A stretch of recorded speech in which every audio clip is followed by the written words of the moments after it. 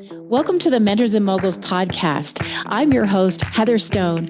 I bring you mentors and moguls from all around the world, different walks of life, from creatives to CEOs to business leaders to top athletes and all kinds of other people in between. If you like our episode today, all of our podcasts are available on our YouTube channel. Please go ahead and subscribe and comment. We'd love to hear your feedback. If you've ever quit on yourself during a task, a challenge, or a mission, then you owe it to yourself to sit down and take a listen to my next guest. He is an extreme athlete, a Marine veteran, and he's passionate about everything in the United States. Not only is Tom an extreme athlete, but he's developed a unique mindset program for extreme athletes that he shares with his dedicated followers. He's a world record holder, and he has an impressive history of completing extreme physical challenges, including running from Huntington Beach, California to New York City at a marathon pace for 121 consecutive days, setting the first ever stand-up paddleboard long-distance world record by paddleboarding 1,250 miles from Oregon to Mexico in 93 days, and becoming a 7-time Muay Thai champion. That's just a few things that he's completed in the first part of his life. I welcome Mr. Quitproof, Tom Jones. Welcome to the Mentors and Moguls podcast. I'm your host, Heather Stone, and I am honored and thrilled to have a very special guest with you here today. His name is Tom Jones. It's not the Tom Jones that's gyrating on stage that you know of. This is a more fascinating and much more intense version of Tom Jones. It's Tom Quitproof Jones. Welcome, Tom. Thank you, Heather. Thanks for having me here today. I really appreciate it. I'm honored to be here. Well, thank you. So I'd like to jump right into your story, a little bit about your story. You are a great humanitarian. I know that one of the things that drew me to your story was that you're trying to help other humans be better humans and make this world a better place. And you've got kind of a different roundabout story. Can you take me back to why or how you came to that thought process and how that became your mission for today? Sure. So my backstory is that my childhood was a dumpster fire. I was removed from my home. Well, my father had cancer, kidney disease, and tuberculosis and was very ill my entire life. My mother was mentally ill, insane, like really insane. She was never available. The only thing I really remember about my mom is that she kept going to the mental hospital. So when I was 12 years old, I was removed from my home by the state of California for child abuse. My father was really physically abusive. And I was put into a children's facility, not like a foster home, but a facility with, let's just say, 100, 150 other kids. And unfortunately, the house parents, not all of them, some of the house parents there were pedophiles. Mm. And unfortunately, I had to deal, I don't like to call myself a victim, so I'm not going to say that I was a victim of that, but that became part of what was going on. And so when I was a little bit over 17, I ran away from that facility and I ended up in the United States Marine Corps. Mm. And the Marine Corps was a great parent. They taught me right from wrong. They taught me about leadership. They taught me about what they call esprit de corps, which is doing something for somebody other than yourself, and teamwork, and all my clothes matched. So it was a good deal. So I graduated number 1 out of my class in the Marine Corps. I had a really good experience in the Marine Corps. When I got out of the Marine Corps, I started working for martial arts actor Chuck Norris. And Chuck Norris was a great role model. He was a great family person. He was a great role model on how to live your life. He was always doing things for other people as far as charity went and so on. So I worked for him for several years. Then I ended up, I started fighting professionally during that time, Muay Thai kickboxing. And I ended up working for a gentleman named Glenn McCusker, who owned the largest computer memory vending company in the world here locally in Aliso Viejo. And I traveled the world with him. And I was his bodyguard. I was his personal trainer and traveling companion. At the same time, I was still professionally fighting. Glenn also was an incredible role model. He was a great family man. He was just incredibly great to his employees. And he would bring in motivational speakers for his sales force. And I would just soak this stuff up, right? Everybody else was kind of rolling their eyes, and I was taking notes and just soaking it up. So Glenn was another really good role model. In 1998, I took a tour of a children's facility here in my area, Orangewood Children's Home. And I had turned my back on the foster care system completely when I ran away from it. And they wanted a playground. And so I was, again, still fighting at the time. And I was one of the few fighters that really liked to train, and only fighting was a means to a way for me. Okay. I didn't enjoy like pounding other people, but it was, because before I was removed from my home, I moved about 30 plus times. So I never went to school. When I was in the children's home, I was doing things that no child should really do. So I didn't really go to school too much. So I really ended up with about a 6th grade education. So for me, I kind of had two choices. I could do low-level work, or I could fight in the ring, and I could pretty much give myself a raise. Every time I won, I could give myself a financial raise. I was like, I like that. So anyway, Chuck was a great role model. Glenn McCusker was a great role model. In 1998, I decided that I wanted to help this children's facility buy a playground. So I decided that I was going to run from Oregon to Mexico on foot, stop at foster care facilities along the way, share my story, and try to inspire, because I had already got a couple titles by then and had some success. So I wanted to share my story with other kids that had similar backgrounds as mine and try to empower them to do anything with their life that they set their mind to. Because to me, we have a choice. We can either be a victim or a victor. Right. And in the middle is a place called the United States of America, which is one of the only places that I've been that allows you to go as far as you're willing to work hard to go. It'll allow you to go as far as you want to go, depending on what you're willing to give to get. So I chose the role of victor, and I helped them. When that playground was dedicated, I had a sort of a seminal moment in my life. I knew what my calling was, and I knew what I was here for. And it was the first time in my life that I really felt great about myself and what I did. Wow. I never felt great about beating people in the ring physically. Right. Again, that was a vehicle. That was a means to a way. Right. I feel good for a second, and they're like, okay, you won. I'm like, yay. And then sort of back to a dark place. But when we dedicated that playground, it was wonderful. Giving to others. It was giving to others. And it's interesting because come 25 years later, I find myself again just finishing running for kids again. And I was asked recently in an interview, out of all of this that you've done, what is the thing that you've learned? And I thought about it for a minute, and it just fell out of my mouth. And it goes back to what we were just talking about, that it's truly better to give than receive. It is. Because I've been fulfilled. Yes. Yeah. I love that. I love enriched. That. Yes. Yeah. So you just casually glossed over, you won a few titles. You've won more than 7 titles. You've won, a couple of times, national champion, world champion, Muay Thai. Several state titles. Yes. I have an incredibly great fighting career. One of the best records of anybody out there. So it was a great ride. Right. And well, you earned it. Well, yeah. You definitely earned it.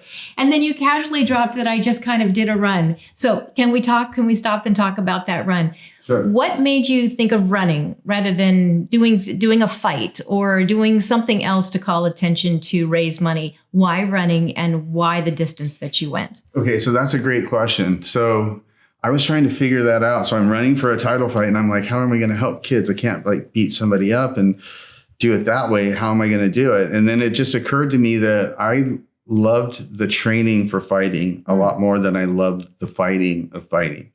So it just came to me, and like, if you want to call it like a divine moment or whatever, it just hit me. Like, I'm going to run a long way and I'm going to get people's attention, because when people, the most commonly asked question I get, Heather, is why? Yes. So this after these 76 consecutive marathons that I just ran, that makes 347 marathons that I've run for nonprofits in my lifetime.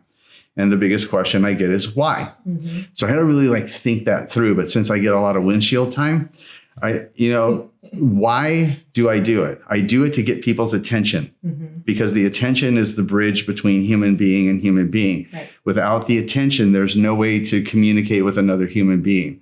So I do it to get their attention. Okay. And when I get their attention, that gives me an opportunity to share something really exciting with them, whatever project that I'm working on. So makes sense. Yeah. So when I was running to train for a fight, I had an epiphany. I was like, I know it will get people's attention. You run that kind of distance, you're going to get people's attention. You get people's attention, it gives you an opportunity to communicate with people, and especially other foster kids. Mm-hmm. And so that was my original goal, was because I wanted to get their attention. And I would tell them when I would do motivational speaking to them, I'm like, listen, if we're going to sit down and compare stories, I'll bet you'll cry before I will. Mm-hmm. So what's your excuse? Yeah. So it's been a really powerful journey, and I know that I've been able to change a lot of people's lives for the better. Mm-hmm. And that makes my life worthwhile. It does. I love it. I love it. Well, let's talk a little bit about, and again, I think you just completed about a week ago or so, 76 marathons in 76 days. Mm-hmm. Okay, I need to unpack that for a second. First of all, how do you train for something like that? Is it just sheer mind over matter? I mean, obviously you're in great shape and you exercise all the time, but give us, what does that look like in your world when the cameras are down? So it's a culmination of a lifetime of work. So something like that isn't something that you can just train for. Right. It's like a ladder. Okay. So I ran the state of California. I ran the state of California a second time in 1999. And then in 2000, I ran 121 consecutive marathons. From here, I was the Grand Marshal for the 4th of July parade here on Huntington Beach, and I ran to New York City and ran the New York Marathon the next day. But that's another story. But I stopped at children's facilities along the route to share my story and try to empower them. So the answer to your question is sort of twofold. It is a culmination of a lifetime of work. This isn't something that you just train for. Right. And the other secret is I just sort of slipped on a banana peel and fell into a platinum mine on it, is that your why has to be strong enough. Right. So I knew that there were children waiting ahead of me to hear my story. Mm-hmm. And I knew there were children behind me that were impacted positively from hearing my story. And I can tell you that I would have quit on myself 1,000,000 times over, but I wasn't going to quit on them. I can't tell you how many times I've sat on the side of the road, cried my eyes out, and gone, whose idea was this anyway? This is terrible. My toenails are falling off. It's hot. Nobody cares. All of that, pity party stuff. Yes. It is very brutal. And, but I think this is important. Whatever your why is, you've got to make sure that that's strong enough to drive you through the adversity of it. Mm-hmm. It can be life. It can be life plus 76 consecutive marathons. Mm-hmm. Life just is. It's sort of the matrix that we all live in. So I think that acceptance too is part of the equation, right? We have to accept the fact that life is inherently challenging. Mm-hmm. And that's, in my opinion, for a reason. It's to push us forward. So you like to live, one of the phrases that I use all the time is trying to push myself out of my comfort zone. And then I see your story and I think, okay, well, I'm really, really comfortable because are you ever comfortable? Heather, there's no personal growth in the comfort zone. Everybody, you hear that? There's no personal growth in the comfort zone. So I think the answer to your question is yes and no. I'd lie to you if I wouldn't say sometimes I'm just okay, I'm kind of comfortable. But then that is a signal for me to get uncomfortable. Wow. What's the most precious commodity that we have as humans? Time. Yes. You're the only one that's got it right so far. Really. Time. It's TikTok. It's running. Time is the most precious commodity that we have as human beings. Mm-hmm. So therefore, it becomes a question to me, what am I going to do with that time? And believe me, it's not an hourglass, it's a stopwatch. Right? Wow. It's on. Wow. So Buddha was asked, what do you think the biggest mistake that people make is? And Buddha said that they think that they have time. Mm-hmm. Mm-hmm. So you are married, yes, happily married, Jennifer? Jennifer, okay. Yeah. So is Jennifer wired like you are, or is Jennifer your biggest cheerleader? What does she think? Does she say, come on, you can relax, or does she encourage you to just keep going? I'm not sure she knows what to think of me, frankly. Well, she does cheer me on. She does cheer me on. She's my biggest fan. You know, she's also worries a lot. She's like, I don't know if you can do this. And I said, that's why you can't do it. You know? Right. And people say, how do you do it? Well, it starts with winning in your mind first, right? Sun Tzu said that there's two types of warriors. Warriors that win in their mind and go to the battlefield, and warriors that go to the battlefield and hope to win. And so when I'm asked, how do you do it? I'm like, the first thing I do is win in my mind. And they're like, well, how do you do that? And I'm like, okay, let me give you an example.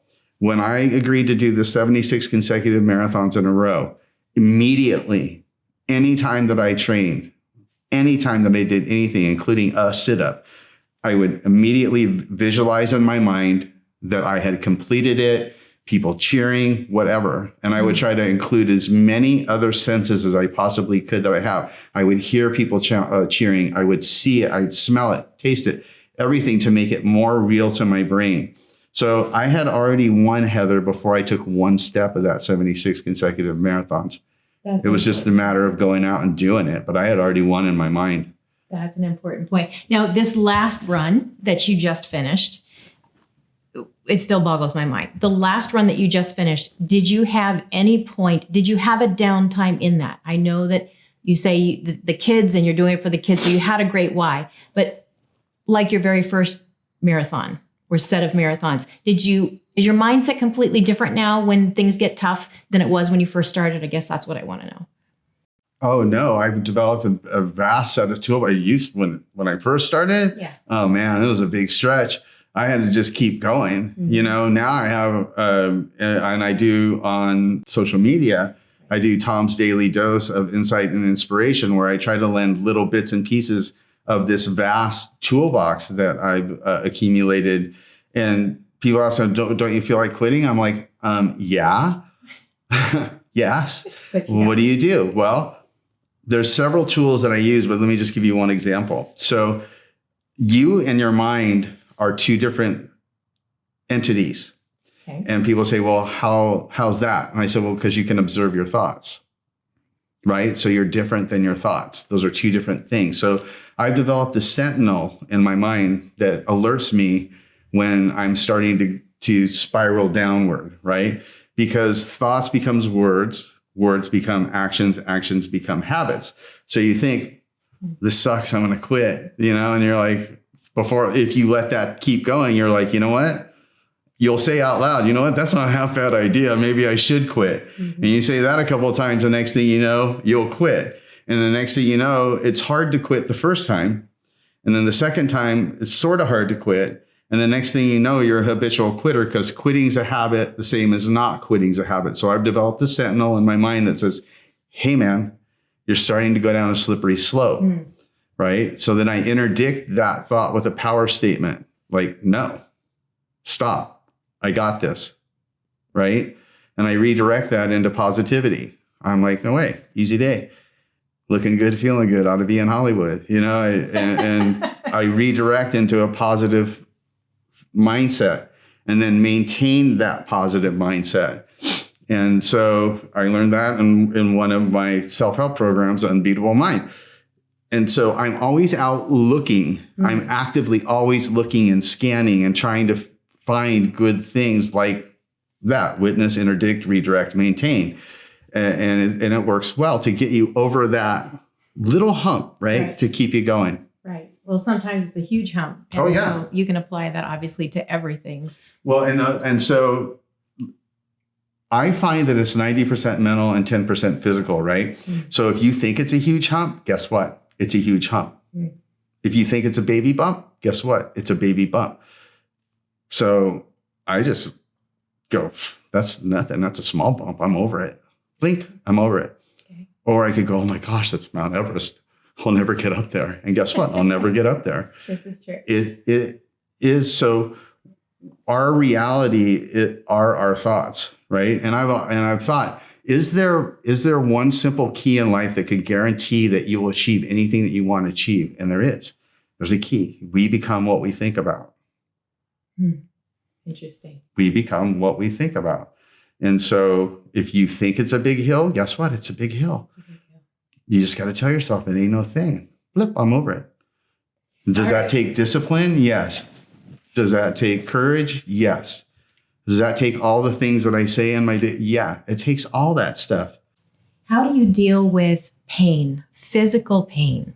I was listening to you on another podcast, and you were talking about putting your ankles or your knees or your legs in ice. And that's in the middle of running 50, 70, 90 marathons in a row every single day.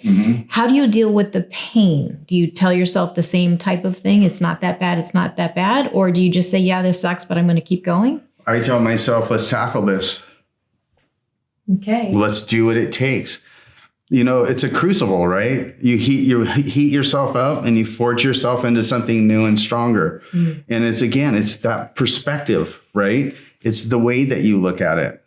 So pain is a vehicle to get stronger. Okay. You know, it's all in the perspective that, to me, it's all in the perspective that you take on it. So, and that's what I'm saying is like, hey, how deep down the rabbit hole do you want to go?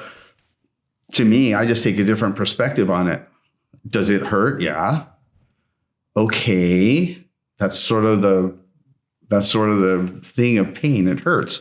So now what? How are we going to tackle it? How are we going to get rid of it? Now, I have a guy that's been with me now for 28 years. He's from Thailand. His name is Nit. I could pronounce his real name, but we'd all have fun trying to pronounce that. So we call him Nit. Nit's been with me for 28 years. He does massage. He does acupressure. He does chiropractic. And he cooks like nobody's business. So when I'm not suffering, I live like a king. Very nice. But he is part of the team, right? So if anybody went out and thought they could do this all by themselves, I'm not sure that I'm not going to say never, but I would say that's a real long shot. So I have a great team behind me as well. I have Nit, who takes care of all my body work, and he's fantastic. He's a healer. Okay. So he's not just like a guy that does massage. Right. So he's pulled me out of some really difficult situations. Yeah. I mean, even on this run, I had shin splints, ankle problems, knee problems. Just tape it up and go.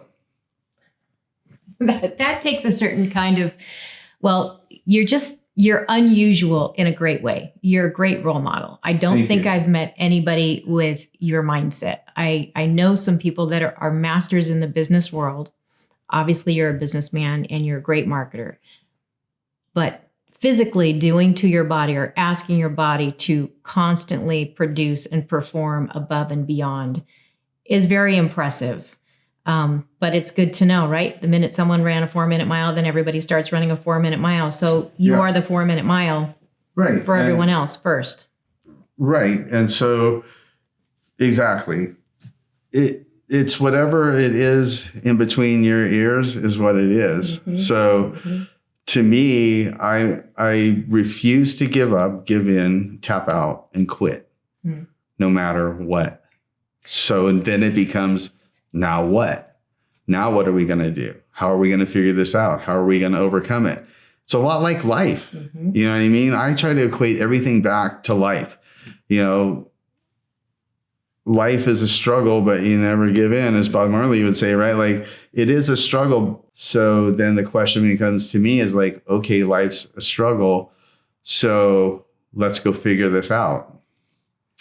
You've got another project, I believe, coming up. Yes? Well, I'm working on it. I'm working on a couple different projects.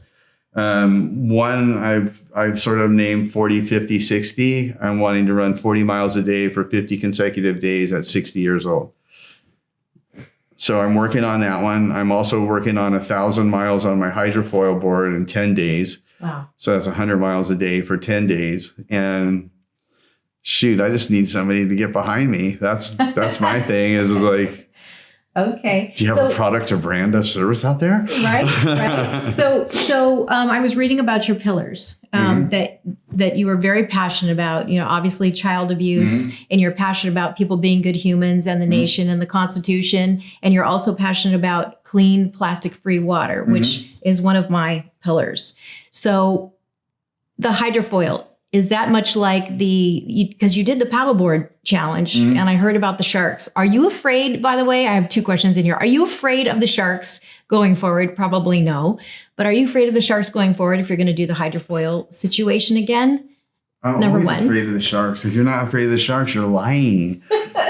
Or you just haven't seen one for real. Have you figured out a better mousetrap? Because There's not, So when I paddled from Oregon to Mexico on a paddleboard in Key West in New York.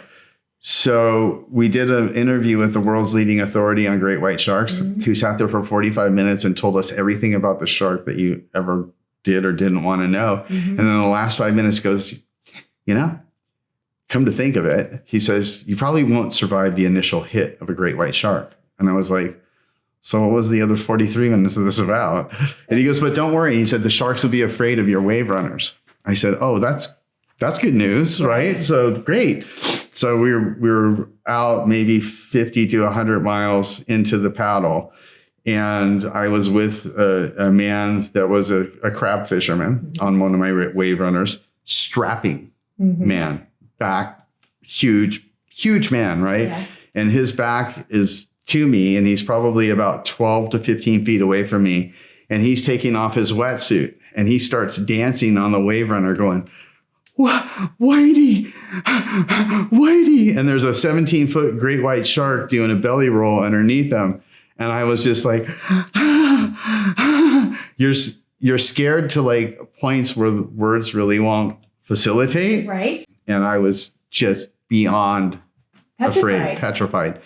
So we did an interview like maybe a day or two after that. And so the lady asked me, she goes, well, you've been about 100 miles down the shore now. What stands out the most? I go, where I fit in on the food chain. I go, when I came in, I was convinced I was like an apex predator. And when I saw my first 17-foot great white shark, I'm fish food. That's terrifying. It's terrifying. And then my friend Laird Hamilton, who's a big wave surfer, who's another mentor of mine, who taught me a lot about stand-up paddleboarding and so on and so forth. I asked him, I said, well, what do you do when you see a great white shark? He goes, this is going to be really hard to do, but you got to not be afraid. I go, that's kind of hard to do. And he goes, yeah, but he said they're predators and they can sense fear. And they'll come after you even more if you're afraid. So I just sat there and tried to not be afraid. That's a whole nother mind game. It's a whole nother mind game. And then my team was like, what do you want to do? And I was like, I need to keep paddling or I'll never get in the water again. So I just made myself keep going. And did that shark obviously eventually It went away. Yeah, but I mean, it's horrifying. And then we saw great white sharks literally every day to a place called Point Conception, which is like 2/3 of the way down the state. We would see them on a regular basis. Now, I only got the feeling from the great white sharks. And honestly, here's another thing that's really strange. Never one time did I actually physically see a great white shark where I didn't feel it first. I paddle for hours and nothing and nothing and nothing. All of a sudden the hair on my arms would start to stand up and stuff. And I like go, oh no. And sure enough, I'd see a fin. How's that for God putting a little spider sense into you? That's a place I don't think I ever want to go, to be honest. Did I see a shark where I did not feel something like, okay, there's something wrong. Wow. Okay. All right. So anyway, let's talk about intuition a little bit. Do you believe in intuition? 100%. Do you use it? Okay. Are you a meditator? Yep. All right. There's 5 mountains: physical, spiritual, mental, intuitional, and kokoro, heart, mind. Okay. So intuitional is one of the 5 mountains, if you will. I 100% believe in intuition, that as humans, those are sort of 5 sections of a human being. So I believe that intuition is very real and very powerful. Mm-hmm. And I believe that we as humans think with our, what we call our whole mind. It's our gut, mm-hmm. our heart, and our mind. And they found that there's brain cells in all three. Brain cells in all three? All three. Your gut, your mind, and your heart. For example, when I was approached with doing these 76 consecutive marathons, it's really strange that you ask that question. It's not strange. It's really great that you asked that question, because here's what happened. My gut said, oh, go for it. Really? Oh, right away. My gut was like, do it. And then all of a sudden my heart was like compelled. My heart was like, you got to do this. You're a patriot. You've got to do this. And my mind was like, this makes sense. This is resounding yes. And my mouth was like, let's go for it. Let's go for it. I'm in. Did that happen all at once, or did you need a day to think about it? No, it happened all at once. 1, 2, 3. Gut, heart, mind, mouth. Then I was like, oh my gosh, I never asked my wife. And then you broke the news. I went back and I was like, so how's your day? Wow. Wow. And what did she say when you told her? She's sort of used to it. And she was like, well, if you really have to, you know, I give my wife a tremendous amount of credit. I really do. It's hard to be with somebody. I think it might be hard to be with somebody that's not conventional 9 to 5 and, you know, comes up with this stuff, you know, and they're like, and she's like, well, can you do it? And I was like, yeah, I can do it. I've done it before. Amazing. And she goes, yeah, well, that was 25 years ago or whatever, 20 years ago, 22 years ago. And I go, so what? If I couldn't do it, I wouldn't do it. I wouldn't take that step. I knew in my heart and my mind and my soul, and I was still training. I still was training at a level that I knew that wasn't that big of a spike for me. Wow. Okay. So I'm curious about your fueling. So there's intuition and fueling. I'm a big believer in intuition. Mm-hmm. I think that I do think you feel things before you think things, and you know if your spidey senses are going left or right, good or bad, you're attracted or you're not attracted to a certain situation. Mm-hmm. And you know if you can do something or you can't do it. You get a gut feeling. You like, I can do that. I was like, right away, I was like, I know I can do this. Straight out. I know I can do this. And I'm not blowing smoke up my own self, right? Really? Oh, yeah. Really? I knew you don't get butterflies and say, I think I can do this. You just say, I know I can do this. No, I knew I could do it. And I still had butterflies. I was like, oh, man. Because, you know, I had done it so many times. I was like, oh, my body's like, no, yes. You don't want to do this. No, this is a bad idea. You know, my body was telling me like, no, didn't want to go through that again. But I knew I could do it. Okay. So there's that intuition and you're feeling that way and you're fueling that way. In the morning when you wake up in the midst of the 76 marathons, which people just need to think about that for a minute. One marathon is like, oh, great, I did one marathon. It's life-changing. 76.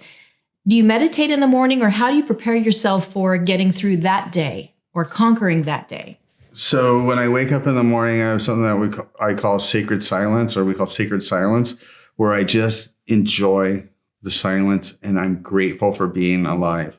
And then I visualize the run and being done with the run and being successful with the run. At nighttime, last thing before I go to sleep, I do the same thing. I embrace silence. I'm like, okay, this is beautiful. This is silent.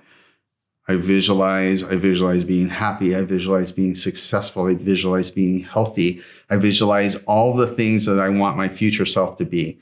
And then that could be tomorrow. Do I wake up and I'm like, oh no, I gotta get out of bed and do this? Yeah, I do. Okay. You know, and I just kind of fight through that. But yeah, visualization. So mental imaging, very huge, very important, right? You need to visualize it. Your brain needs to see it and accept it as real. That's why that's why I want to plug as many of the other senses that I have in with that visual image. I want to hear, I want to taste, I want to smell, I want to feel. I want it to be so real, because here's the deal. If we're in this room and there's a partition there, and you thought that there was somebody behind that petition, you were like, there's somebody behind there and they want to do harm to me. Yes. Right? Yes. Whether they were behind there or not, your mind acts exactly the same. And they've wired people up and the whole 9 yards. Whatever's real in between your ears is real. So I've got to make it real, right? I make it real and it becomes reality. Is there a lot of suffering and all the rest of that in between? Yeah. Yes. Yeah. Yes. It's part of the growth process or whatever. So how do you feel yourself in the morning when you're doing those challenges? I mean, I can't imagine a day that you don't do something physical. I don't think that's in your DNA. No. But how do you feel yourself physically for that then? Now that you've got the mind down. With nutrition? Food, nutrition and all of that. So I eat a really good balanced diet. Normally in the morning I have a shake. I ferment. So I do fermented fruit. I do fermented vegetables. So I throw that into the shake. I've come across a product that I'm really keen on called Balance of Nature. It is basically, it's just fruits and vegetables, right? In a proprietary blend in tablets. I noticed since I started taking that about 1.5 years ago. So the way that I evaluated it, I was like, okay, this is good, pure stuff. So would I buy an insurance policy that guaranteed me that no matter what, I would get my daily allowance of fruits and vegetables no matter what? And I was like, oh, heck yeah, I'd buy that insurance policy in a second, right? Because I didn't want to worry about it. If I got extra fruits and vegetables on top of that, well, good for me. But if I was guaranteed that in whatever many tablets that I was taking, that I would get my fruits and vegetables, I'm in. So I started taking it and I was like, wow, maybe a month and a half into it, I was like, I actually feel better, stronger performance, better sleep, better recovery, all the rest of this stuff. And I've had stuff thrown at me for ages, most of which I look at the label, I'm like, no way, I'm not taking that. And a lot of it I've taken and not really experienced a noticeable result. So Balance of Nature is like the only supplement that I really take. And the rest of it's just a good, strong, clean diet. So I'm, I eat organic, I eat wild caught stuff, and I'm pretty particular on the water that I drink too, pH balance and so on. I don't drink Gatorade or any of the rest of that crap. Drink water. Yeah. Do you drink alcohol, coffee, tea? I drink some shots of espresso and I'll have a glass of wine every now and again. I'm not going to lie. And I think that I think part of the human being is that if you eat and drink too pure, that's a sort of not sustainable. I think that that's not part of the design. Okay. And I think if you eat all kinds of trash and stuff like that, I don't think that that's part of the design either. I believe as a human being is the most amazing thing mentally, physically, and spiritually that exists right on earth. And I believe that the human being is incredibly durable. So I don't believe that it's meant to just, eat jet fuel only, Do I have a potato chip every now and again? Yeah. Do I have a cookie sometimes? Yeah. You burn it. Everybody else is a liar. You'll burn it off. You'll burn it off. Yeah. So are you a fanatic about, micronutrient testing and things like that, or do you not bother with that? No, I don't bother with it, but I'm a big believer in phytonutrients, and that's what really attracted me to Balance of Nature. And once I met Dr. Howard, the guy that formulated it, I was sold. I was like, whatever this guy is, he's totally into it and believes in it through and through. And I like people like that. I like people that are in for a penny, they're in for 10,000 pounds, and that's him. So it's a great company. They're the ones that ended up title sponsoring this event, because the event that I did was for an organization called United We Pledge, right? And they are building what they call Liberty Village, which is it's a parcel of land that has buildings that are recreations of buildings that were important during the time of our country's independence. And then they have people that play the role. They literally assume the role of important characters of that time. George Washington, Ben Franklin, Paul Revere, John Adams' wife, So men and women that literally assume these roles, and then they bring kids in and they reenact different scenes. For example, they have like a cobbler shop and they bring kids in and the cobbler's like hitting a shoe or whatever and says, what do you think about the T-tax and stuff like that? Engages the kids and make them part of that story and let them step onto the stage of American history. And when I saw that with my own two eyes in this American village that already exists in Montebello, Alabama, I was like, oh, now I'm really in. It's a great concept. It works. Yes. These kids flip out. Right. Oh, it's one thing reading it in a book. It's another thing actually interacting and touching and learning and being part of it. Right. So as a former Marine, I've been deployed all over the world, and almost all the places that I've been deployed, including I've been to Iraq, I've been to places in Asia that you'll never want to go, and so on and so forth. They don't have the liberties and freedoms that we're gifted with by being born here. So I know that freedom is incredibly important. So when United We Pledge approached me, they're like, well, who are you? And they're like, well, we're for freedom, family, faith, and being good constitutional law-abiding citizens, right? And I'm like, okay, well, freedom definitely resonates with me because I've been deployed all over the place where people don't have freedom, and I know what that is. Family is super important to me because we've talked about it. I come from foster care system, and all I ever wanted was a family, and I have a family now, and it's great. So I know family's important. Faith's important because before COVID, I had a thriving fitness center, martial arts and fitness center, thriving, making plenty of money, helping people live better, healthier lives, going, I'm doing what I've been called to do. COVID took all of that away, almost overnight. And I had a student of mine, her father worked in a shipyard, and goes, tell you what, we can put you to work in the shipyard, but it's horrible work. And I was like, how am I going to feed my family? So I went to work in the shipyard for a year, scraping barnacles off the bottom of boats and repainting them. And since I was the only veteran there, they had me put the flag up every morning and take it down every night. So I'd put the flag up every morning and I'd salute it and say a prayer and go, God, I know that you have something better in plan for me than this. I know you do. I'm like, can we kind of hurry it up? But I know that you do. I know you have a better plan for me. And sure enough, I find balance in nature. They approach me with this project.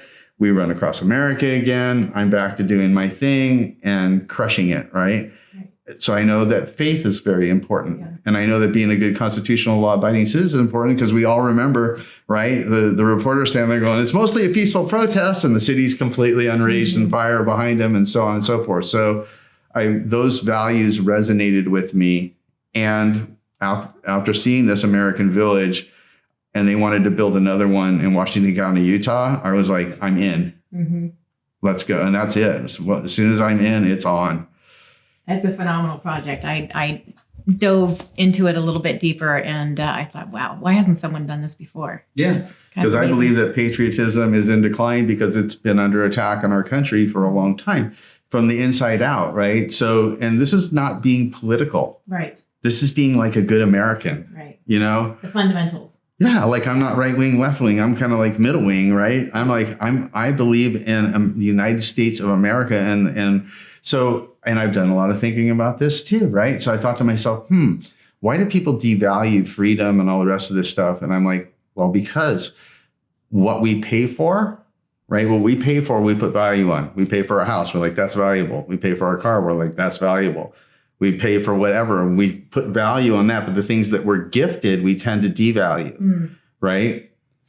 So we're gifted our freedom. We're gifted, a great country. We're gifted our family and all this. And I thought to myself, how ironic is that? All of the things that you pay for can be replaced, but all the things you're gifted can't be replaced. That's a good point. And if you serve in the military, you think a little bit differently about all of that. Yeah, especially if you serve in the Middle East. Yes, absolutely. Do you think that your time in the military helped to shape your thoughts about discipline, or did you have that long before the military came along? No, I think that the military started that. And then discipline became a means to, it became a necessary thing to get the thing accomplished. Right. Discipline's a part of it. Without discipline, ain't happening. Right. Right. So to me, I'm a mission-oriented person. So, and again, Heather, I'm always looking for things actively. I'm like, discipline, that's cool. let me like dive into that to the point of like ridiculum, you know? Mm-hmm. What would you say? So let's talk a little bit about discipline and the mindset when it comes to, there's an entire generation now, and I'm not going to put a number to it. I'm not going to say between 20 something and whatever, but there's an entire generation now of people, and especially I think COVID helped bring a lot of this to the forefront, where people are really struggling. The isolation, the mental health, the loneliness, the lack of direction, the lack of motivation. I can go on and on and on. I've seen and felt a huge shift in the work ethic, the way people think about themselves, right? Yep. It's not a surprise. It's just coming out more and more now. Maybe it's being highlighted and COVID helped push that up, or COVID just exacerbated it. Oh, how do you feel about that? And do you think that we can turn this around? And if so, what are your thoughts on how to do that? How do you help someone? So I think you're absolutely spot on. I think you're dead on. And I think that was part of the master plan of COVID. You know what I mean? So think about it, if you were sitting there plotting on how to take over something or a country or whatever, you're like, how am I going to do this? You know what I mean? Well, I'm going to create fear. Then I'm going to divide people, right? And then I'm going to control all the communication. And then I'm going to cut off all the history so that they don't have anything to reference. And then I'm going to tell them, well, this is real. So they have nothing to reference. So what do they know, right? So, and I believe that there's two things that motivate human beings, fear and greed, right? Those are the two main drivers of human beings. And I believe that fear is the vehicle that's being used to beat people down and make them so afraid they want to hide underneath the covers and don't want to come back out of it. And they don't have the courage to do it, to stand up and do it.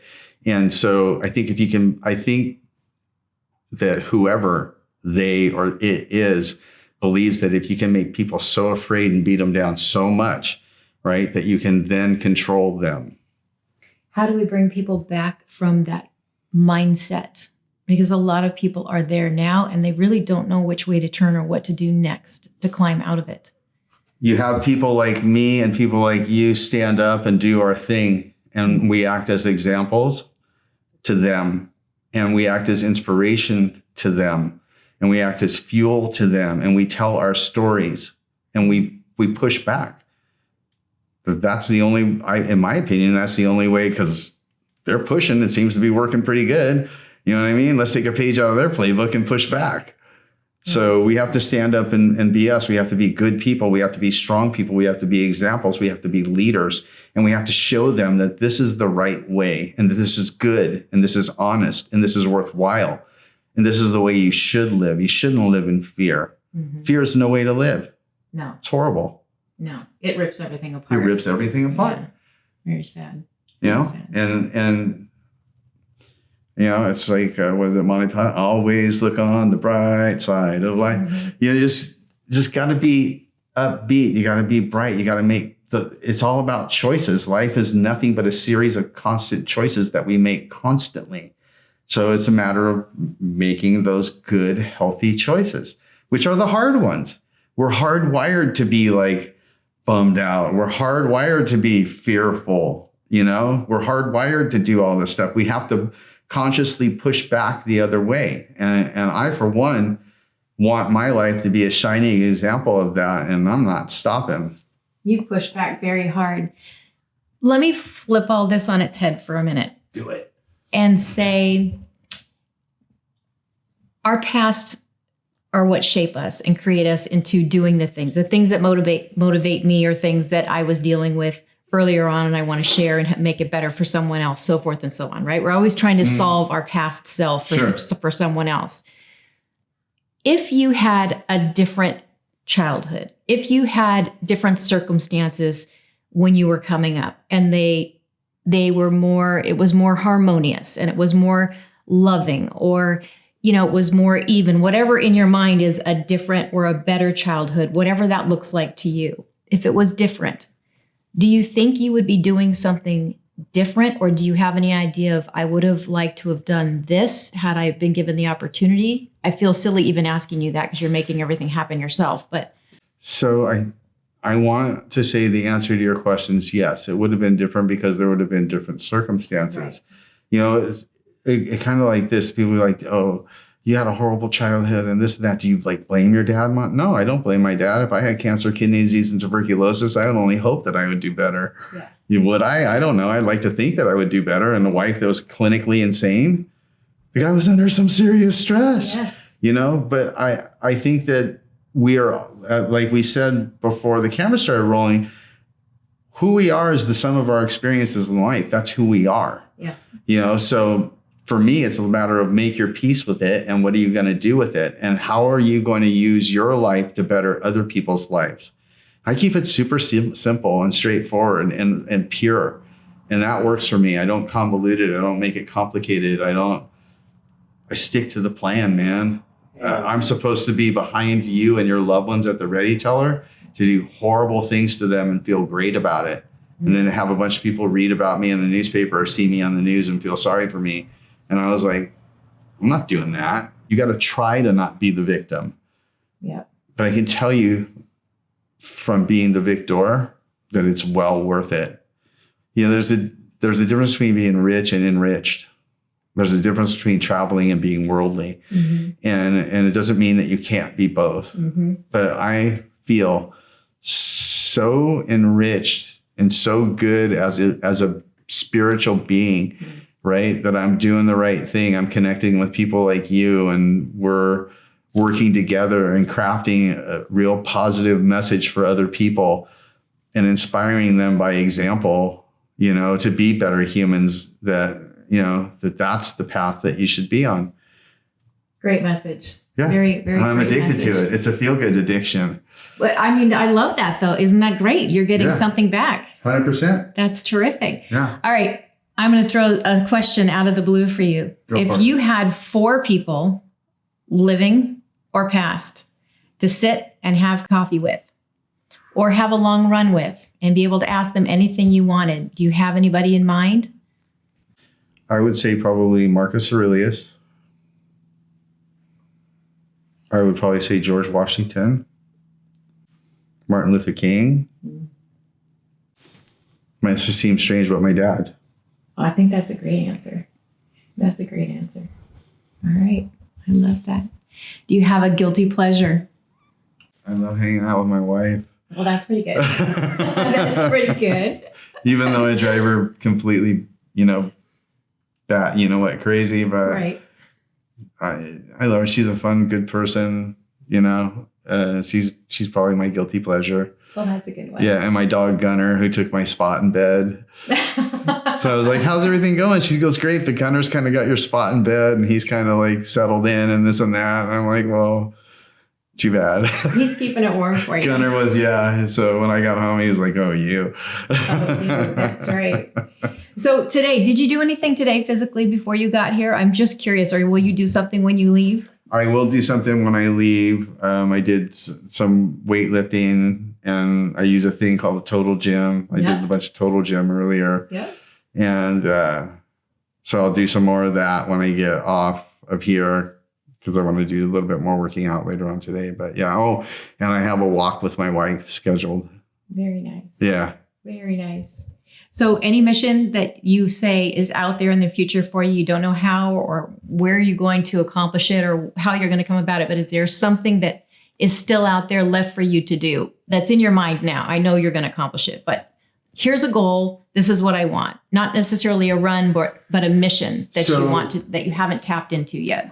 You ask good questions. You really do. So my passion is to become the best integrated version of myself that I can be. Wow. Okay, that's going to take a minute to figure out, what does that look like to you? That means that I'm going to keep on searching out stuff that makes me a better human being in all 5 of those mountains. Mm-hmm. And my purpose is to be a guide and a mentor for other people to become the best integrated versions of themselves that they could possibly be. Mm-hmm.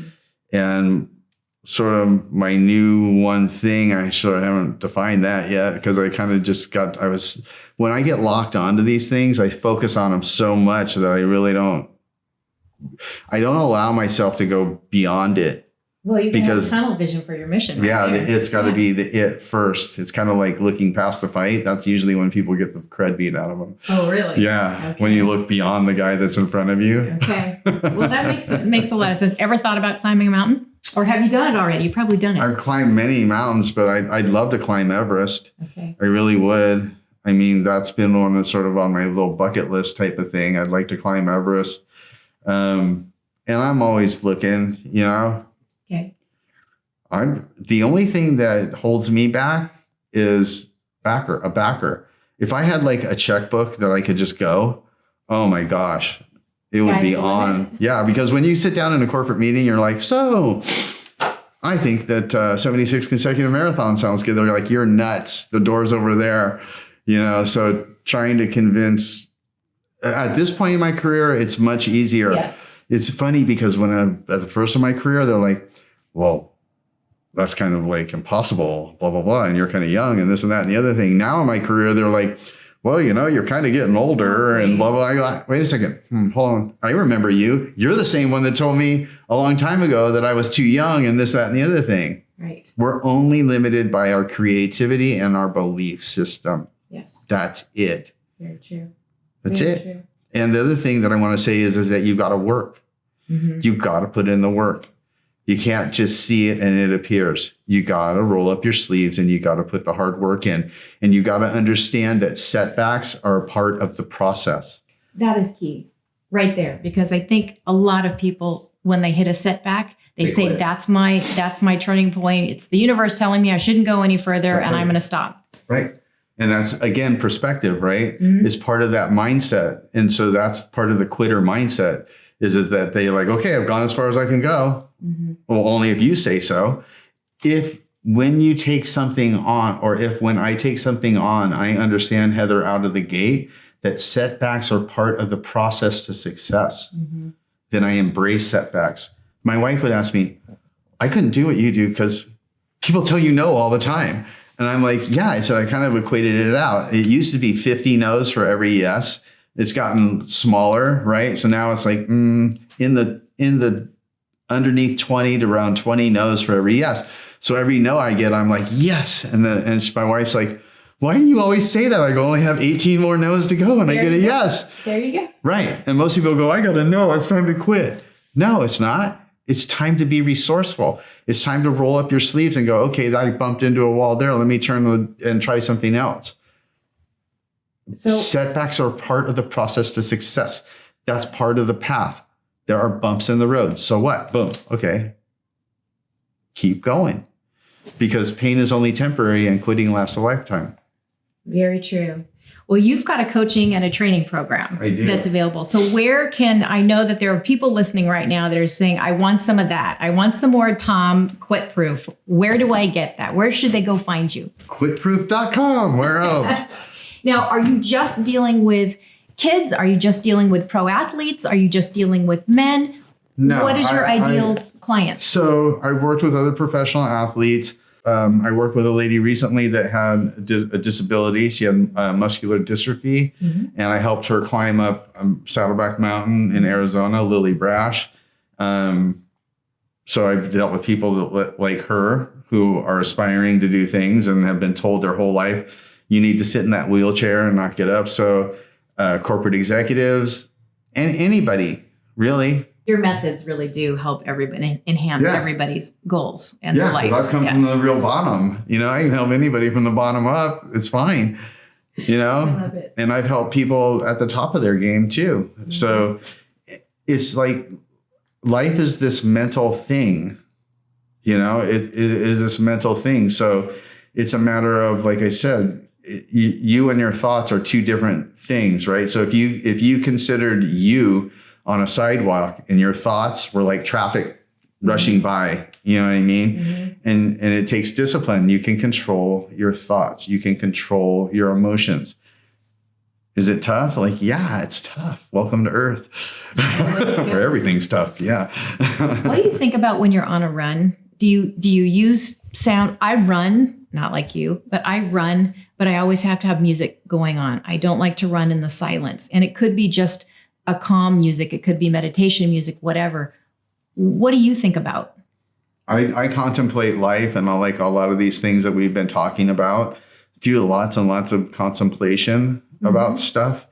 And I'm always like asking myself questions and trying to figure stuff out. And again, trying to become the best integrated version of myself. And I'm always reading books and considering. So, I walk around life doing this. I'm open. Right? I'm willing to receive. I don't walk around like this, completely closed down. And what's the one statement that inhibits growth the most? I already know that. Oh, yes. I already know that. Then I guess you got nothing to learn then. You're killing it. So I'm always open to new concepts. I'm always open to new ideas, new theories, all of that. So I'm kind of looking around and, okay. I'm always open to stuff and I always like contemplate it and so on. So when people ask me about this stuff, I'm like, I'm tailor-made to do what I do. Okay. I was really abused when I'm used to abuse, When I was in the children's home, I didn't trust anybody. So I isolated myself a lot. I was alone for years. I was alone. You're used to being uncomfortable. I'm used to being alone. I'm used to being isolated. I'm used to being completely uncomfortable. I'm used to pain. I'm used to pain. So I'm tailor-made for what I do. You know what I had to get used to, Heather? Smooth sailing. Wow. A normal, just calm day. I was like, oh my gosh. And I used to self-sabotage all the time. I was like, I can walk. Boom, boom, boom. Wow. Okay, now I'm comfortable. I'm back to doing what I'm most comfortable with and most familiar with, right? Yeah. Which is chaos, which is pain, which is isolation, which is all of these things that most people find to be so uncomfortable. I had to learn that it's okay to be okay. That took a while. I was going to say that would be a tough. Have you conquered it, or are you still working on it? Life's a work in process, but I'm getting pretty good at it. Oh, that's good. Yeah, I can do smooth sailing. That's good to hear. Yeah. So are you do you think you're happier now than you were 15 years ago, or is it just a different kind of happy? No, I think I'm happier. I'm happier because I'm more enriched. I've done more for other people. I've learned more.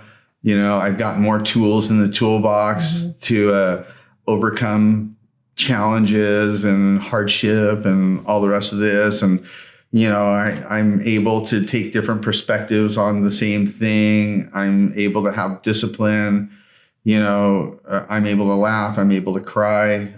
I feel good. Yeah, I'm good. I'm good. I'm solid. And I want other people to be solid and good because I know what not good's like. I like that. Personally. Yeah. And that sucks. And I don't want anybody to have a life like that. If I had a magic wand, everybody'd be happy and stuff.